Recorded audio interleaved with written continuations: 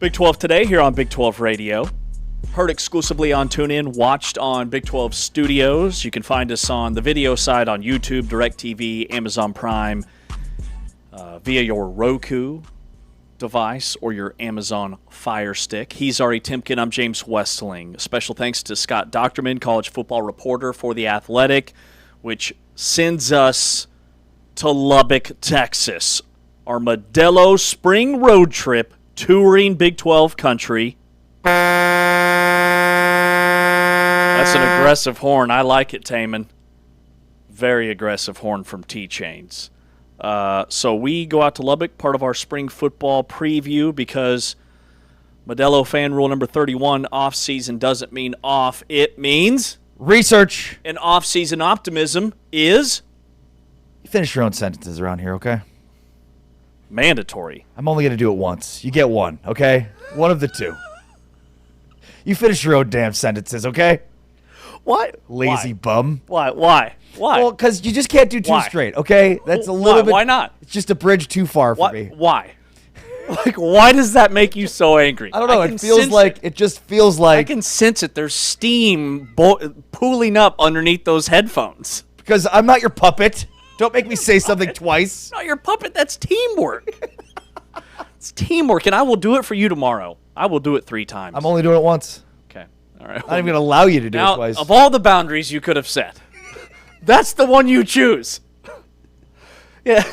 I'm a man of very few boundaries. One-on-one later this afternoon, James made me do this Modelo. Well, it's the whole, like. Did it 2 times. It's like you're like in a survey or in like a school. What's it called? Where they bring all the people together, and it's like, I can't talk right now. But it just like, don't make me. I never like authority figures, so it's like, don't make me do that. Okay. Authority figures? I don't know. Okay. Oh, this is great. We'll unpack this later in the show. Yeah. All right, Texas Tech. I can't talk. A bunch of transfers coming in. Projected 2 deeps, very hard to put together because there are a lot of guys battling at key positions. They've also brought in some 5-star freshmen that are going to be in the mix. The areas where it's like TBD, who's going to be the starters at defensive end?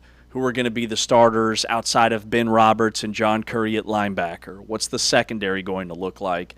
And then the offensive line. They lose 2 starters from last year's team.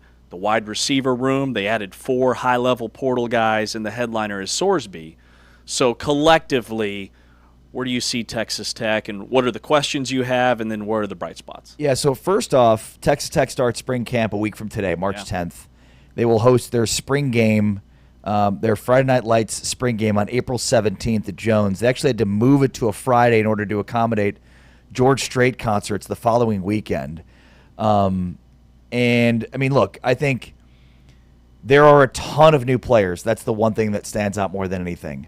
The key returners are 3 offensive linemen and 3 running backs. They also have Ben Roberts returning at linebacker. But beyond that, I mean, they lose 8 guys to the draft that were just at the combine, and there are countless more that they're losing that are trying to become draft picks. So I think you start with Sorsby, and I'm really curious to talk with Joey McGuire about what this Mac Leftwich offense will look like with Brendan Sorsby.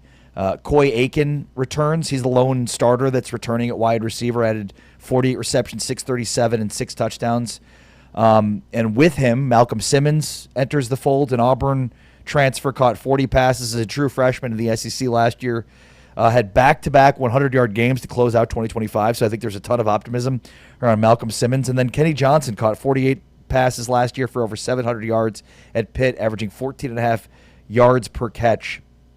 So those are 2 guys I think will factor in a big way into the passing game, along with Coy Aiken. And then Terrence Carter is back at tight end. He's a matchup nightmare. And they also had a Jet Carpenter from Nevada, who's also a matchup nightmare.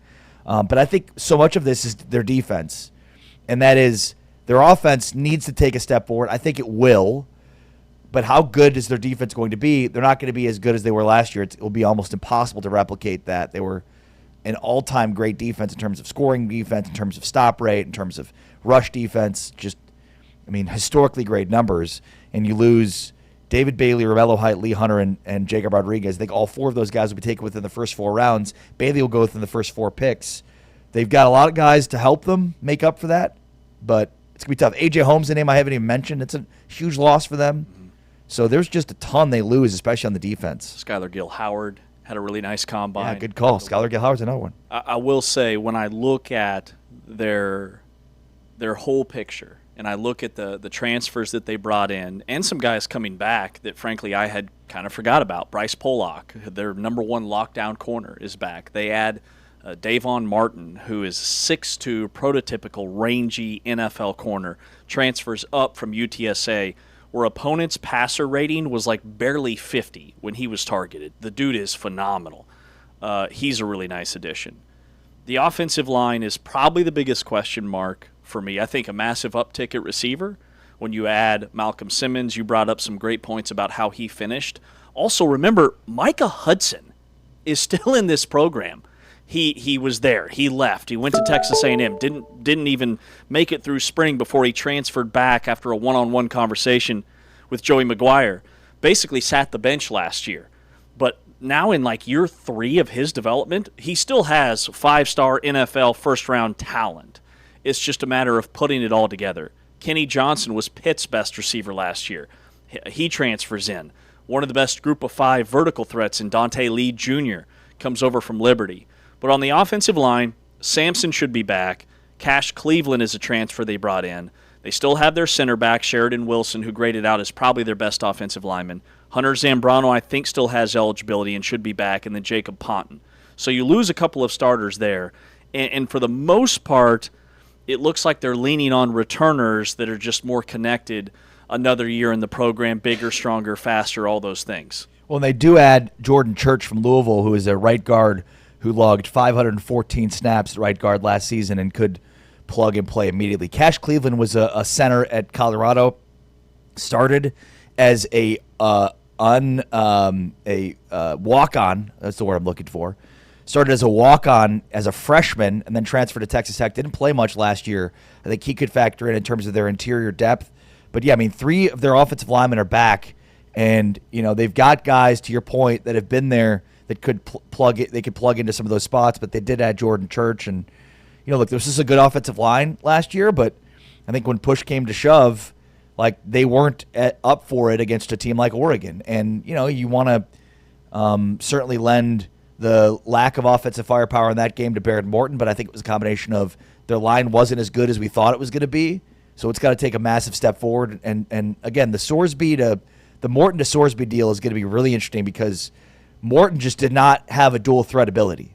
Right? He could move around a little bit in the pocket, but this is not a guy that you had to account for in the running game. Sorsby's a guy that teams are going to have to account for in the running game. And when you also factor in the 3-headed monster at running back, 3 guys that were, you know, we didn't even see Quentin Joyner, and we'll see what he brings to the table. But, you know, between Williams and Cam Dickey, thank you. Like, they're going to have a very robust running game. I felt like in the college football playoff, the offensive line, we know Barrett Morton didn't have a very good game. That's been well documented. He was basically playing on one leg, too. But also, I felt like they needed better receivers, more playmaking receivers. So that's probably the one position that I highlight where I'm like, they've got some dudes. We didn't even mention Jalen Jones from Alabama State, who was like the best receiver in the SWAC and the FCS level. And then, all right, let's look at the defense. But let me just say this about the receiver core. I think they re-upped. Like, I mean, you got 2 guys that just showed out at the combine, right? Mm-hmm. The issues at receiver at playmaker last year probably more attributable to the quarterback than anything else, and maybe even more so to the offensive line. You know, I think going into the college football playoff, we knew that there were some limitations with that offensive line, but I don't know that we thought it was as bad as it ended up being. Mm-hmm. Now, Joey McGuire, and we'll ask him this when he gets on with us here at the top of the hour, he told the 24/7 Sports affiliate that they do have 6 starters coming back on defense, 6 guys that they would classify as guys who were starters last year.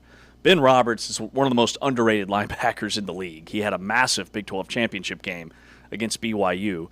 John Curry is back, the other linebacker that started for them. So you've got 2 guys there. You lose Rodriguez, but you bring in K-State transfer Austin Romaine, who's a 3-time All-Big 12 guy and brings almost 200 career tackles. Sure, losing Rodriguez, naturally there's going to be a little bit of a drop-off. I get that. But I think the linebackers are still going to be just as strong. And then on the defensive line, they bring in this defensive tackle, Martin Igorogba from Wake Forest. ESPN ranked him as the number 5 overall player, any position, in the portal.